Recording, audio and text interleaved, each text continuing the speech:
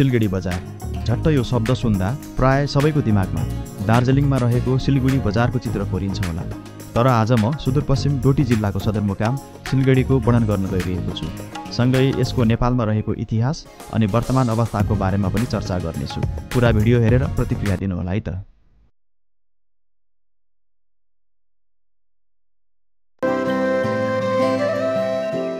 यो हो कान्छी नेपालको रूपमा परिचित डोटी जिल्लाको सदरमुकाम सुन्दर अनि शान्त सिलगढी बजार। यो बजार पश्चिम नेपालका पुराना ठूला बजार मध्येको एक हो।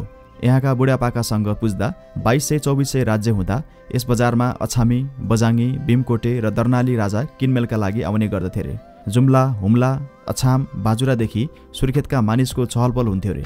हजारौं भेडा बाख्रा र च्याङ्ग्रा टाढा टाढाबाट खाद्यान्न, लुगाकपडा र अन्य सरसामान ढुवानी गर्नको लागि यस बजारमा आउँथे रे। त्यो समयमा सिलगढीका एउटा पनि घर खाली थिएनन्। प्राय सबै घरमा केही न केही सामानको पसलहरू थिए, जसले गर्दा मानिसको आवत जावतले बजार भरिभरा हुन्थ्यो रे। स्वास्थ्य, शिक्षा, अड्डा अदालत, प्रशासन र बजारका लागि मानिसको चहलपहल काठमाडौँपछि डोटीमा भएको र बडा हाकिम, राजा रजौटाहरूको आगमनले काठमाडौँ झैँ चहलपहल हुने भएकोले यस ठाउँलाई नेपालको कान्छी सहर भनिने रहेछ। यो डोटीको चाहिँ विशाल राज्य थियो, जसमा चाहिँ 19 जिल्लाहरू चाहिँ यो अन्तर्गत पर्थ्यो, जसमा पूर्वमा कर्णाली, पश्चिममा चाहिँ कुमा गढवाल र दक्षिणमा चाहिँ तराई र उत्तरमा चाहिँ तपाईँको चाहिँ ठाकुरज्यू मन्दिर। ठाकुरज्यू मन्दिर भनेको चाहिँ हुम्लाको चाहिँ माछा थियो ठाकुरज्यू मन्दिर। त्यसको चाहिँ यहाँ गभर्नर जनरलले चाहिँ यसले नै हेर्थ्यो, डोटीले नै हेर्थ्यो। यो विशाल राज्यको रूपमा चाहिँ थियो र चाहिँ यहाँ चाहिँ जर्नेलहरू बस्थे। अरू जिल्लाहरूमा चाहिँ बडाहाकिमहरू बस्थे, डैलधुरा, बैतडी आदि। अछाम त यही अन्तर्गत पर्थ्यो र अरूमा चाहिँ सानो बडाहाकिमहरू बसे पनि यहाँ चाहिँ जर्नेलहरू बस्थे, जस्तो बहादुर शमशेर जर्नेल आदि आदिको भग्नाविशेष घरहरू अहिलेसम्म पनि छ। प्रतापजनक कर्नेल, यो 16 भाइ मध्येमा 4वटा भाइ यहाँ आएको देखिन्छ। खड्ग शमशेर आदि आदि यहाँ आएको देखिन्छ। र यो चाहिँ विशाल राज्य थियो र यसको व्यवहार विस्तार पनि एकदम त्यो 19 जिल्लाको सदरमुकाम भएको नाताले त्यसपछि चाहिँ ठुलो व्यापारी केन्द्र थियो। राणाकालमा नेपालका 4 प्रशासकीय गौडामध्ये डोटीको सिलगढी पनि एक थियो। तिनै 4 गौडामध्येको एक हो सिलगढीको मल्लो बजारमा रहेको मल्लोढोका। राणाकालमा निर्माण गरिएको यो राणाकालीन दरबार कति सालमा निर्माण गरियो भन्ने धेरैलाई थाहा छैन, तर राणा शासनकालको अन्त्य भएको 75 वर्षभन्दा बढी भइसकेकोले पक्कै पनि यो दरबार 150 वर्षभन्दा पुरानो हुन सक्ने अनुमान लगाउन सकिन्छ। राणा शासनकालमा हाल जिल्ला प्रशासन कार्यालय रहेको ठाउँलाई तल्लो ढोका भन्ने गरिन्थ्यो भने यस ठाउँलाई मल्लो ढोका भनिन्थ्यो। मल्लो ढोकामा राणा राजपरिवार बस्दथे भने तल्लो ढोका बडा हाकिमको निवासको रूपमा प्रयोग हुने गरेको थियो। करिब 40 कोठा रहेको यो दरबार संरक्षणको अभावमा अहिले भत्किएको छ। यस दरबार वरिपरि कोतघाट, सुसारे निवास, मनोरञ्जन घर, पूजा घरहरू थिए भनेर मैले सुनेको थिएँ। अहिले ती छैनन्। मल्लो ढोका पनि भत्कियो भनेर स्थानीय सिलगाउँ निवासी शङ्कर आउजी बताउनुहुन्छ।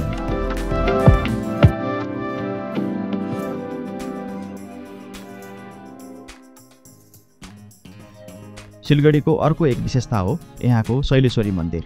यो मन्दिर यस क्षेत्रकै प्रमुख धार्मिक स्थलको रूपमा रहेको छ। यहाँ देवीको नित्य पूजा सिलगाउँ निवासी भट्ट ब्राह्मणद्वारा गरिन्छ।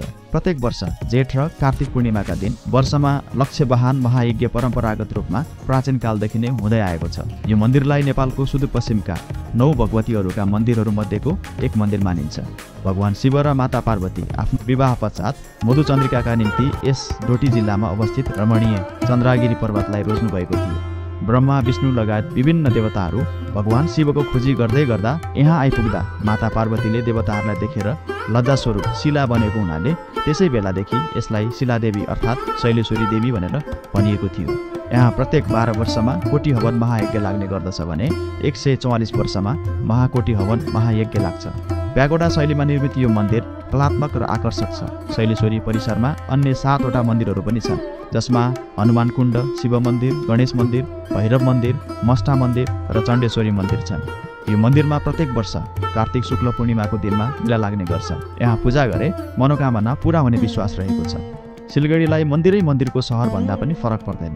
यहाँ वरपर राधाकृष्ण मन्दिर, भैरव मन्दिर, भीमसेन मन्दिर, दाडे मस्टो, दुधे मस्टो, तेडी मन्दिर, नमादेव मन्दिर आदि जस्ता थुप्रै अन्य देवी देवताका मन्दिरहरू रहेका छन्।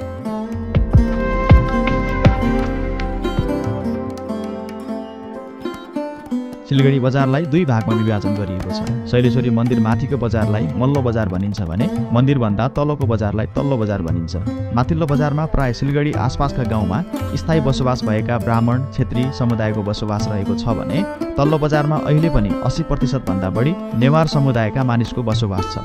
राणा शासनकालमा बजार व्यापार र खानपिन व्यवस्थापनको लागि विभिन्न स्थानबाट यहाँ नेवार समुदायको बसोबास हुन गएको भन्ने बुझिन्छ। माथिल्लो बजारमा अहिले पनि सामान किनमेल गर्ने मानिसको सामान्य चहलपहल भए पनि शैलेश्वरीको तल्लोपट्टिको बजार भने सुनसान छ। धेरैजसो घर खाली छन् भने केही घरमा डोटीका ग्रामीण क्षेत्रबाट सदरमुकाम सिलगढीमा पढ्न तथा रोजगारीले गर्दा बसोबास गर्न आएका व्यक्तिहरूले हेरचाहको जिम्मेवारी लिएर बस्ने गरेका छन्। सिलगढीको सिरानीमा रहेको नाचनथलीदेखि पुच्छरमा रहेको इन्द्रचोकसम्म झन्डै 200 भन्दा बढी घर छन्, जुन प्राय एकनासले ढुङ्गा र माटोले बनाएको भित्ता र स्लेटले छाएका छन्।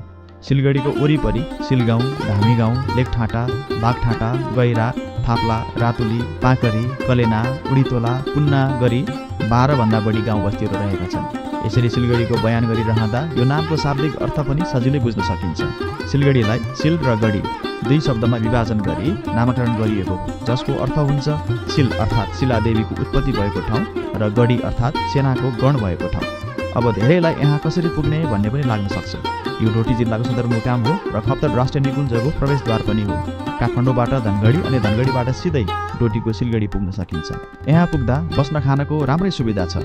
अझै भन्ने हो भने बजारको बीचमा आनन्दित र रमणीय वातावरण सहितको होमस्टे पनि रहेको छ, जहाँ आफै पकाएर खान मिल्ने पनि वातावरण रहेको रहेछ।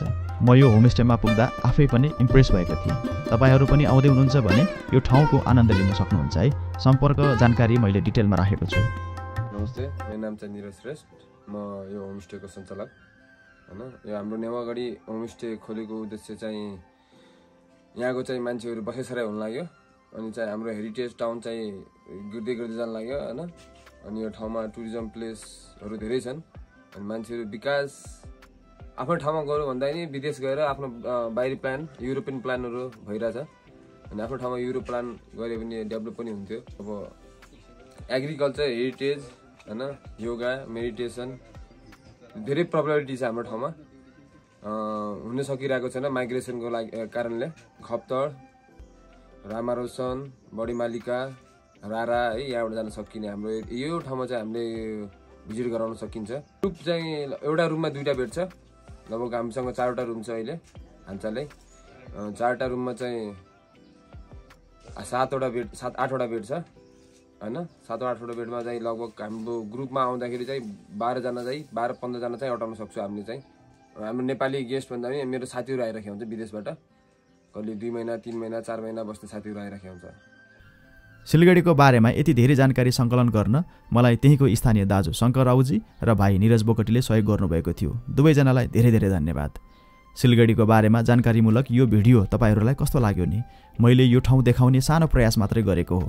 तपाईहरूको सकारात्मक प्रतिक्रिया र सेयरले मलाई हौसला मिल्नेछ, अनि प्रत्यक्ष अनुभूति गर्न पक्का पनि घुम्न आउनु होला है त। अब हाम्रो भेट यस्तै अर्को सुन्दर भिडियोसँगै हुनेछ। हजुरहरूको समय शुभ रहोस्। शुभकामना।